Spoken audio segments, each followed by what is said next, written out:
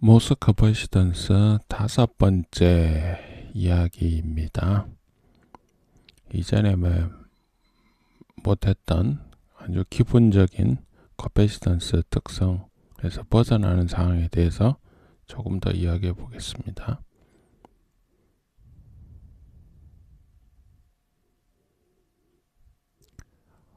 모스 구조에서 단순한 그리고 기초적인 세 가지 영역에 대해서 이야기했었죠. 로우 프리퀀시가 있고 하이 프리퀀시가 있고 플랫밴드 상태, 디플리션하고 인버전 상태, 그 다음에 어큐뮬레이션 상태에서 밴드 밴딩이 일어나고 주로 반도체 쪽에서의 커패시턴스 값이 변함에 따라서 이런 CV 값이 나온다. 로우 프리퀀시하고 하이 프리퀀시에서 그 인버전 디플리션 차지 쪽이 측정 주파수를 따라가느냐 못 따라가느냐에 따라서 하이 프리퀀시, 로우 프리퀀시로 나눠진다. 그런 이야기를 했었죠. 이제 모스 구조에서 게이트 메탈이라고 했는데 게이트 쪽 물질에 따라서 특성 변화가 없는지 그건 생각을 해보겠습니다. 게이트는 주로 메탈이라고 했었죠. 메탈이라고 했을 때는 게이트 쪽의 특성에는 영향을 안 받는다는 거였는데 게이트 메탈을 단순 메탈만 쓰는 경우도 있고요. 그러니까 전통적으로 많이 썼던 건 알루미늄이나 알루미늄은 녹는 점이 좀 낮죠. 600도대였나? 그렇죠. 예, 좀 더 고온 공정이 필요할 때 텅센을 쓰기도 하는데요. 산화가 좀 잘 되기도 하고 그래가지고 텅센보다 또 다른 거 실리사이드를 쓰는 시기도 있었습니다. 실리사이드는 규소화합물이죠. 실리콘. 우리가 실리콘이라고 계속 이야기해가지고 규소라는 한자 우리말식 표현이 좀 익숙하지 않은데요. 규소화합물이죠. 원래 메탈 실리사이드입니다. IDE가 붙는 것은 영어로 읽을 때 양이온이 아니고 음이온 쪽에 가까운 원소 쪽은 IDE를 붙여서 그렇게 표현을 하죠. 메탈 실리사이드, 메탈은 좀 양이온 쪽 물질, 그래서 메탈하고 실리콘하고 결합물 그런 거죠. 예를 들어 이산화탄소 같으면은 우리는 탄소하고 산소 화합물에서 산소가 음이온 구성 물질에 가깝지만은 우리는 음이온 구성 물질에 가까운 산소를 먼저 해가지고 영어로는 카본 옥사이드죠. 카본 다이옥사이드, 이산화탄소. 그래서 옥시전에서 IDE 붙여서 옥사이드라고 그런 거 같은 원리죠. 그래서 산소화합물, 그래서 우리가 그 MOS 구조할 때 옥사이드라는 것도 산소화합물이라는 뜻이죠. 근데 똑같이 실리콘 화합물에서 실리사이드입니다. 그래서 메탈 실리사이드를 게이트 머티리얼로 쓰는 경우가 있죠. 그러다가 이제 요즘은 실리콘 게이트를 많이 씁니다. 실리콘 게이트를 많이 쓰는데 아모퍼스 실리콘 게이트를 쓸 수도 있고요. 폴리크리스탈린, 우리가 간단하게 폴리실리콘 이렇게 표현하죠. 원래는 폴리크리스탈린 다 결정이죠. 크리스탈 결정, 여러 개의 결정이 있는 폴리실리콘을 많이 씁니다. 원래 게이트를 만들 때, 실리콘 게이트를 만들 때 아모포스로 형성을 하는데, 왜냐하면 이 옥사이드 위에다가 게이트를 형성하는데 이 옥사이드가 비정질입니다. 아모포스라서요. 처음에 형성하면 아모포스로 형성합니다. 대개 아모포스 형성하고 폴리로 형성하는 경우도 있는데요. 요즘은 대개 아모포스를 형성하는데 나중에 이게 열 공정을 거치다 보면 자기네들끼리 좀 뭉칩니다. 실리콘이. 그래서 폴리실리콘이 됩니다.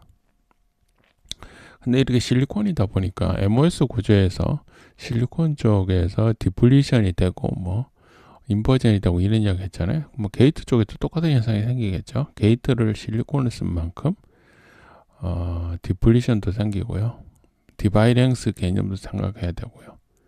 그리고 도핑도 메탈처럼 퍼펙트한 게 아니기 때문에 우리가 이론적으로는 메탈이 퍼펙트하다 해서 디플리션 폭도 없고 이런 생각하지만 실제로는 조금 다르긴 하지만 그렇게 생각했는데 실리콘이 되면 MOS 구조에서 실리콘 사이드 참 문제가 생기겠죠. 그리고 도핑도 무한히 할 수는 없으니까 유한한 도핑이 되고 하다 보니까 전반적으로 봐서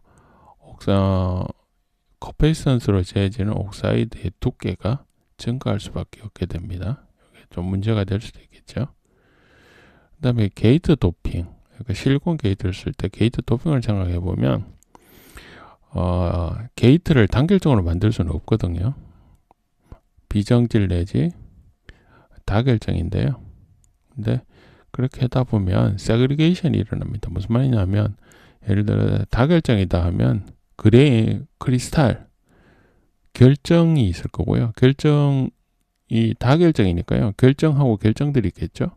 그러면 결정 기준으로 크리스탈 기준으로 크리스탈 하나의 크리스탈을 우리가 그레인이라고 표현을 하는데요. 그 그레인의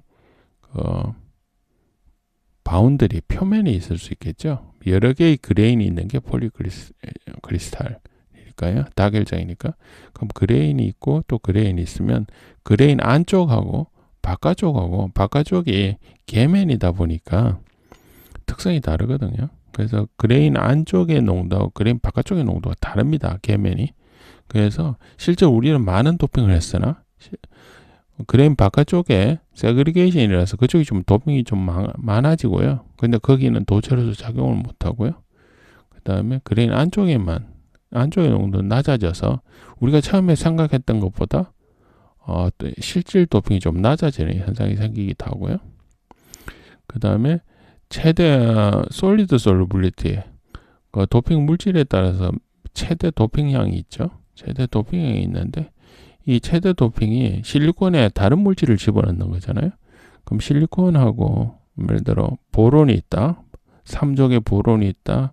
5족에 포스포러스 인이 있거나 비소, 아르세닉이 있으면 그게 원자 크기가 다르잖아요. 그러다 보니까 3족, 5족하고 4족인 실리콘하고의 그 결정물 크기가 달라진다. 원자 크기가 달라진다. 그러면 크기가 달라지기 때문에 도핑이 많이 되면 실리콘의 결정 구조가 왜곡이 되게 됩니다. 왜곡이 되면 힘을 받겠죠.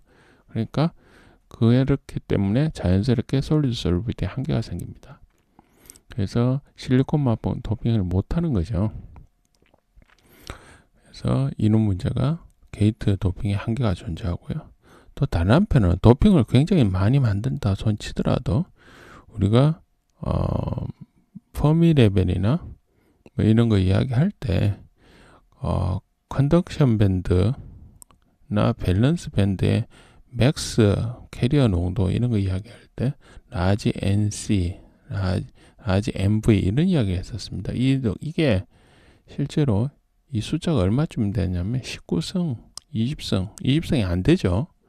그래서 실제로 우리가 도핑은 굉장히 많이 하지만 effective carrier concentration이 캐리어 농도가 그렇게 높지 않습니다. 그렇다 보니까 도핑을 많이 해도 실제로 우리가 원하는 효과적인 캐리어 농도가 나오지 않다 보니까 디플리션이나 디바이런스나 이런 문제가 좀 더 우리가 처음에 생각했던 것보다 피지컬한 도핑보다 일렉트리컬한 도핑이 낮아지게 따라서 더 문제가 커질 수 있습니다. 그래서 이제 게이트 디플리션을 생각해야 되는데요. 만들면 예를 들어 N모스를 만들면 게이트는 대개 N-폴리실리콘을 만듭니다. N-타입 폴리실리콘을 만들죠.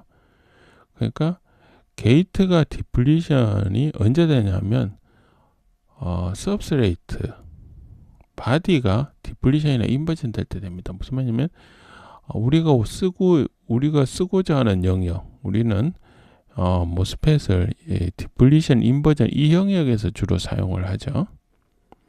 이게 이제 온 상태고 커뮤니케이션 오프 상태잖아요. 그럼 온 상태일 때가 되는 건데 온 상태일 때 실리콘 쪽도 디플리션, 인버전이 나지만 게이트 쪽도 디플리션이 나버립니다. 그러니까 온 스테이트에서 이쪽으로도 디플리션, 디바이랭스를 생각해야 되고 실리콘 쪽에서도 디플리션, 디바이랭스 같은 걸 생각해야 되죠. 그렇다 보니까 전기적으로는 피지컬한 옥사이드 두께보다 양쪽으로 다 두께가, 절연체의 두께가 늘어나는 현상이 생겨서요. 일렉트리컬, 전기적인 TOX는 더 증가하게 됩니다. PMOS도 마찬가지입니다. PMOS를 만들 때는 대개 게이트에 P폴리실리콘을 쓰거든요. 마찬가지로 게이트가 사용하는 영역, 온 스테이트, 그 다음에 바디가 디플리션 되는 상황에서 똑같이 디플리션이 되니까 TOX가 증가하게 되고요. PMOS는 더 큰 게 뭐냐면 전기적인 도핑의 한계가 더 큽니다. 그러면 N 실리콘보다 P 실리콘에서 도핑 농도가 낮거든요. 최대 도핑 농도가 낮기 때문에 게이트의 디플리션 영향이 더 많아지게 됩니다. 그래서 TOX가 더 많이 증가한 거죠. 그 외에 퀀텀 머케니컬이라는 효과가 있는데요. 우리가 퀀텀 머케닉스, 양자역학을 맨 처음에 배울 때 무한대의 포텐셜 웰에서의 가능한 웨이브 펑션, 슐레징거 이퀘이션을 풀어서, 슐레징거 방정식을 풀어서 웨이브 이퀘이션을 풀어내죠. 풀어내서 가능한 스테이트 웨이브를 찾아내게 됩니다. 그럴 때 보면 이게 무한대의 포텐셜 웰이기 때문에 포텐셜이 아주 높은 지역에서는 퀀텀 양자가 발견될 확률이 0이죠. 그래서 웨이브 펑션에서 양쪽 바운더리 쪽이, 예를 들어 무한대의 포텐셜 웰이 있다면 양쪽 바운더리 쪽에서 캐리어가 발견될 확률이 0이 됩니다. 퀀텀이 발견될, 양자가 발견될 확률이 0이 되죠. 그게 무슨 말이냐면 이쪽에 포텐셜 베리어가 존재하면 그쪽에서는 캐리어가 안 보인다는 거, 발견될 수 없다는 거잖아요. 왜냐하면 웨이브 펑션의 제곱의 절대치가 발견될 확률이지 않습니까? 그러니까 이쪽에서 발견이 안 되는 거죠. 무슨 말이냐면 캐리어가 이 갭면에는 없다는 겁니다. 그래서 일정 거리를 떠서 그때부터 캐리어가 있는 거죠. 그럼 캐리어가 존재하지 않는다는 것은 그건 절연체라는 이야기가 되는 거거든요. 그래서 퀀텀 머케니컬하게 양자역학적으로 보면 궤면에 캐리어가 없다는 겁니다. 우리 지금까지는 캐리어가 궤면에 있을 거라고 생각을 했는데 그렇지 않다는 거죠. 그럼 이게 양자역학에서 캐리어 발견 확률이 0이라는 것은 무한대의 웰 아니냐 그렇게 생각하는데, 공학적으로 보면 효과 면에서 프랙티컬한 실질적인 무한대의 포텐셜 웰은 우리가 단순하게 생각할 때 이렇게 생각합니다. 서멀 에너지의 그 온도의 서멀 에너지의 10배보다 크면 그게 무한대의 웰이 된다. 그렇게 근사해도 큰 무리가 없는 거거든요. 그러면 MOS 구조에서 옥사이드에는 물론 절연체이긴 하지만 절연체에서 밴드 다이어그램을 그릴 수도 있거든요. 근사해서 그려내게 되면 컨덕션 밴드 쪽에서는 포텐셜 베리어가 3.1, 3.2 일렉트론 볼트 이렇게 생각하고요. 그다음 밸런스 밴드 쪽에서는 포텐셜 베리어가 홀 기준으로 적게 보면 3.78부터 4.9까지도 봅니다. 그래서 4.9 일렉트론 볼트, 3 내지 4 일렉트론 볼트다 이렇게 보면요. 서멀 볼테이지가 서멀 에너지가 포텐셜로 나눠보면 4온에서 한 26mV 정도 됩니다.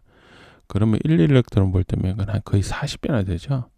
그러니까 그 정도 배리하면 인피니트 웰, 무한대의 포텐셜 웰하고 근사하게 됩니다. 그래서 무슨 말이냐면 에모스 구조에서 옥사이드하고 실리콘 궤면 사이는 캐리어가 없다는 거죠. 그래서 어느 정도 캐리어가 없냐? 그 두께가 한 1나노 정도를 봅니다. 그래서 한 적어도 3옹스트롬 이상 캐리어가 없다는 거죠. 그러니까 우리가 처음에 생각했던 것보다 절연체의 두께가 옥사이드로 바꿔보면 3옹스트롬 정도 절연체의 두께가 늘어납니다. TOX 증가 요인이 되고요. 거기다가 더 문제가 되는 게 뭐냐면 이게 하나의 캐리어 기준으로 그렇게 떨어지는데 이 캐리어의 덴시티가 낮아진다. 그러면 더 많이 떨어져 보이거든요. 그래서 그거를 이제 density of state 관점에서 볼 수 있습니다. 그러니까 포텐셜별로 에너지 레벨에 따라서 캐리어의 농도가 있을 수 있잖아요. 그 캐리어의 농도를 density of state, 그 캐리어가 존재할 스테이트가 있겠죠. 그 스테이트에 농도가 있다는 겁니다. 그래서 이 농도가 무한대가 아니고요. 뭐 유한하게 이렇게 숫자가 있는 건데, 그래서 밴드 다이어그램을 컨덕션 밴드, 밸런스 밴드 이렇게 단순하게 그릴 때는 여기 컨덕션 밴드나 밸런스 밴드에 캐리어가 존재할 수 있는 스테이트가 무한히 있다고 생각하지만 실제는 그렇지 않고요. 이 에너지별로 캐리어가 존재할 확률이 달라지게 되고요. 그 다음에 우리가 캐리어의 에너지는 프랑크 상수 곱하기 웨이브 랭스의 역수죠. K를 곱한 값이거든요. 그래서 하바 K 뭐 이렇게 표현을 하는데, 그렇게 되는데 그게 이렇게 밴드 다이어그램을 좀 더 이렇게 단순화하지 않고 좀 그려보면 에너지하고 웨이브 넘버하고 웨이브 넘버 K하고 사이에 그려보면 이렇게 함수 형태로 나타나게 됩니다. 그냥 단순하게 똑같은 모든 밴드에서 똑같게 나타나는 게 아니거든요. 그래서 이렇게 급하게 에너지 변화가 K에 따라서 급하게 에너지 변화가 나타나는 게 있고요. 완만하게 나타나는 경우도 있습니다.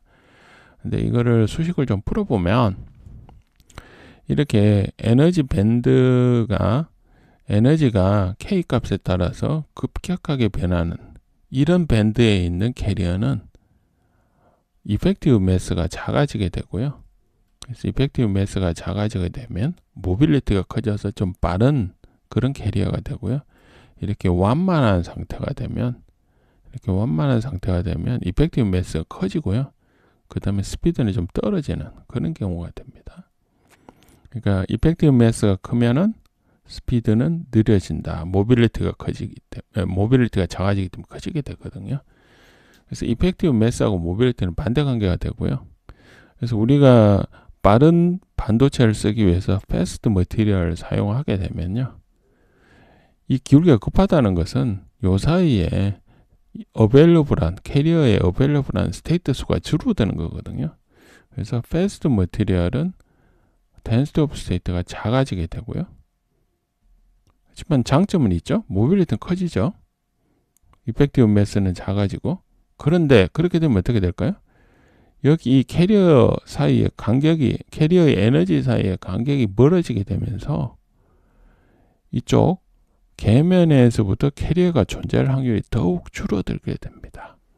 density of state가 작아지기 때문에. 그래서 모빌리티가 큰 반도체에서는 옥사이드의 증가량이 전기적인 옥사이드 두께가 더 두꺼워지죠. 그래서 우리가 캐리어 패스트 머티리얼로 대표적인 보는 게 35, 26 컴파운드 세미컨덕터 화물 반도체죠. 화물 반도체는 이 패스트 머티리얼이라서 이펙티브 매스가 작고요. 그래서 모빌리티는 큰데 이 퀀텀 머케니컬한 이펙트가 density of state가 작아지기 때문에 더 커지게 됩니다. 그래서 심한 경우에는 이 현상만으로 일렉트리컬한 옥사이드 두께 TOX가 2나노 이상 증가하는 경우까지 존재합니다. 20옹스름이죠. 굉장히 큰 값입니다. 그게 전체 옥사이드 전기적인 옥사이드 두께를 좌우할 정도로 커지게 되죠. 그래서 이 문제가 생각보다 큰 경우가 있다. 실리콘의 경우는 얼마냐? 한 3옹스름 정도는 증가하게 된다 하는 겁니다.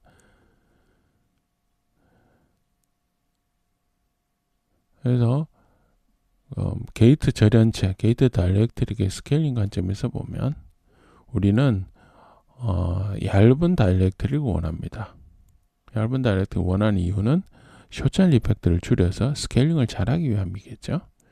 근데 이제 이게 옥사이드 다이렉트릭의 두께를 줄이는데 한계가 있잖아요. 피지컬하게 줄이는데 한계가 존재하다 보니까 자, 이펙티브하게 일렉트리컬한 두께를 줄여야 되는 거니까요. 피지컬하게는 덜 줄이더라도 K값, 유전율이 큰 물질을 써서 일렉트리컬하게 줄이는 일을 하게 되고요. 그래서 그렇게 해서 하이K가 이야기가 나오는 거죠.